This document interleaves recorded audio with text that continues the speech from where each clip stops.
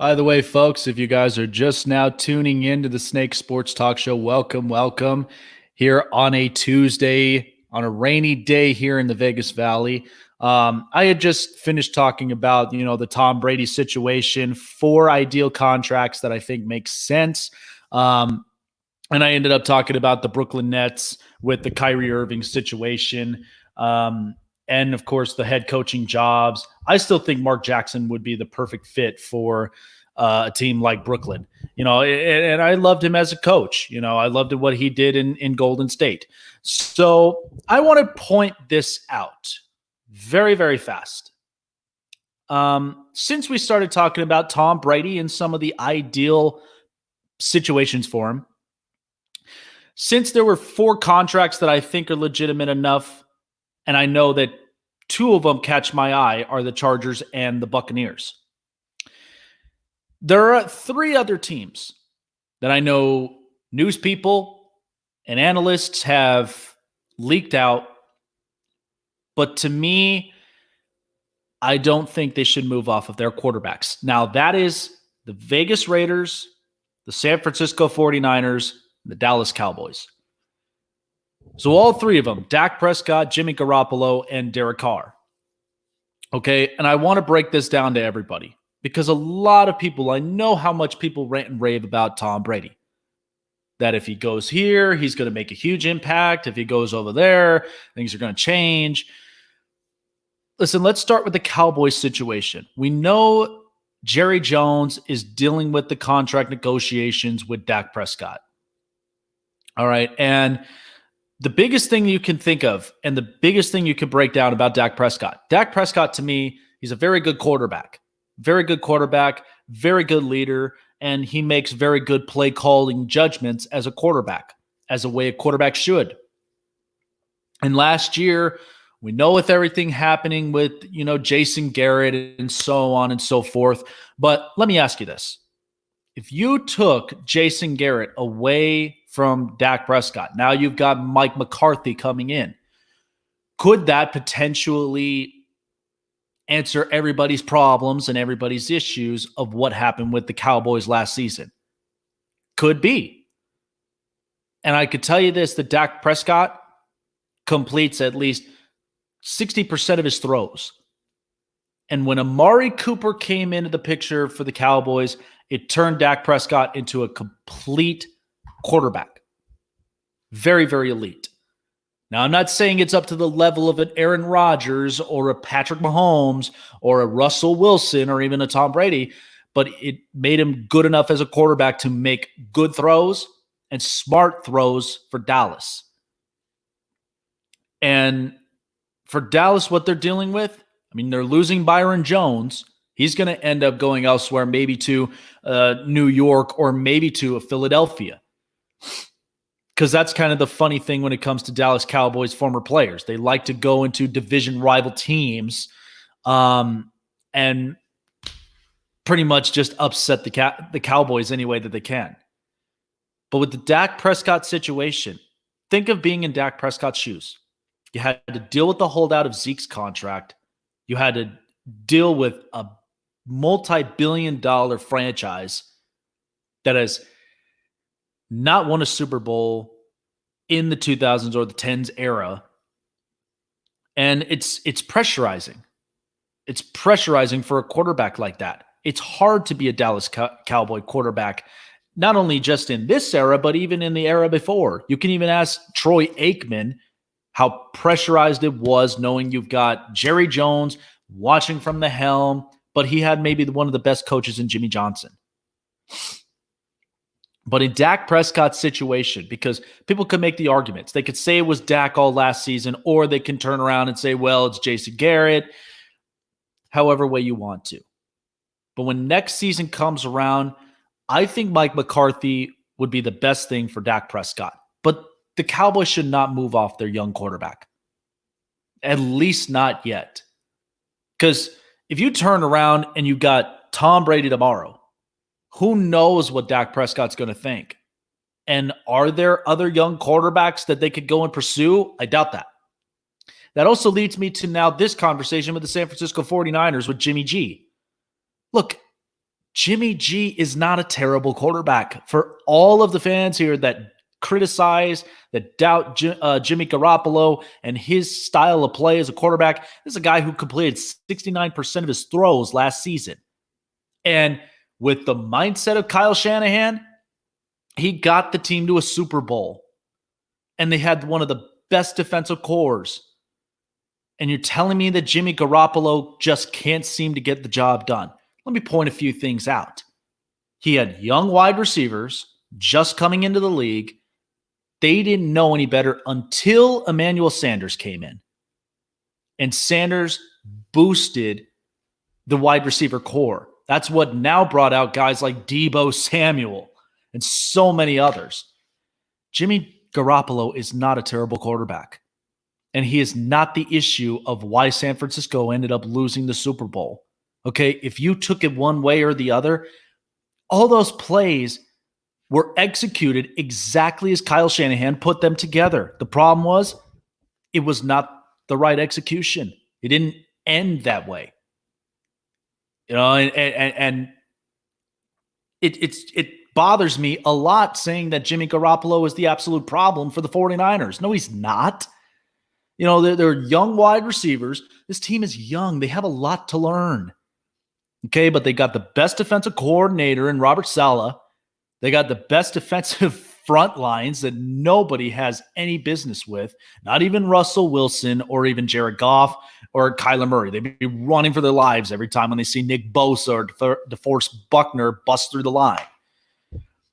Look, Jimmy Garoppolo, I trust him as a quarterback because I think he definitely makes smart judgments as a quarterback, but I would not move off so easily on him at all and going and getting Tom Brady, because the problem of it is also they don't have a backup plan with young quarterbacks. And do you really think Jimmy G wants to sit behind Tom Brady again for another 2 years? And to me, this is exactly the system. Because think about it. Before Jimmy Garoppolo came into the system with Kyle Shanahan was losing a lot. He didn't have the right quarterback. Jimmy G comes in. Now they've got a better winning record, and they get right into the Super Bowl. That was the whole point of it. Kyle Shanahan got the right quarterback that makes the best play styles and executes all of his plays. So people that say that Jimmy Garoppolo is a terrible quarterback or doesn't execute some of his throws, he completed 69% of his throws last season. So I don't know what people would be talking about with that. And finally, let's talk about the Vegas Raiders with Derek Carr's situation. Because I know being out here that Vegas has given Tom Brady an offer for 2 years, $60 million, and everybody's thinking, whoa, that's a bargain deal. Are you sure about that? Look, Vegas, I know the housing rate out here, it's great. It's absolutely great. But the problem of it is, this is another thing about Derek Carr's situation. If they bring in Tom Brady, it makes it feel like it's a slap in the face for Derek Carr because he comes in to Vegas, brand new city, brand new fan base. And he wants to be a part of that experience. He's excited to come out here to Vegas. You think Tom Brady getting signed up over here is going to make things better with Derek Carr? Imagine this, because Derek Carr last season completed 70% of his throws, throwing 4,000 yards, but everybody's complaining about, well, he didn't throw the deep ball or any of this. Why does that matter? First of all, if he's completing most of his passes, which, by the way, outside of Tom Brady, is one of the best clutch quarterbacks in the fourth quarter I've ever seen. I say that amongst being a Charger fan and seeing that happen to the Chargers last season. Close game, Derek Carr stayed poised, and they scored. They won the game. Derek Carr is not a terrible quarterback. All because of, they dropped a few games. They didn't even score any touchdowns on the one game against a terrible team. Happens to the best of us. But that does not predict saying Derek Carr is a terrible quarterback or he makes poor judgments. The fact of the matter is, And the same thing with the Raiders. Let me ask you something. You think if Tom Brady comes out here into Vegas, Derek Carr's going to end up liking it? You know what may happen? He might actually give a call over to the Chargers and say, hey, you guys need a quarterback? Need a young mobile one? I'm available. What's to say he wouldn't go to a division rival team and then stomp the Raiders to prove a point? I'm just thinking of the possibilities from here. But all three of these quarterbacks, Dak Prescott, Jimmy Garoppolo, Derek Carr, I would not move off of any of these quarterbacks. Not yet. Because they have a lot of potentials.